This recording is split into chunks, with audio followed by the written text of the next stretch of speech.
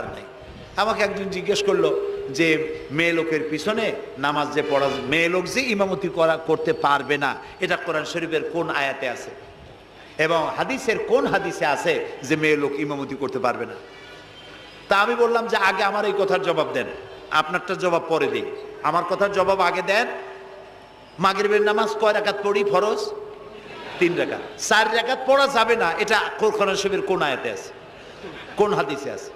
ফজরের নামাজ ফরজ কয় রাকাত? 3 রাকাত পড়া যাবে না, অথবা 4 রাকাতও পড়া যাবে না, এটা কোন হাদিসে আছে, কোন আয়াতে আছে? কয় যে কোনো জায়গায় নেই। তাই বললাম ওঠাও কোনো জায়গায় নেই। রাসূলুল্লাহ ইবাদতের যে নমুনা দেখিয়েছেন, যেভাবে করেছেন, তিনি 2 রাকাত ফজরের নামাজ 2 রাকাত পড়েছেন, আল্লাহ বলে দিয়েছেন ওইটাই ফরজ, ওর 1 রাকাত বেশি পড়া যাবে না। 3 রাকাত মাগরিব, 1 রাকাত বাড়ানো যাবে না।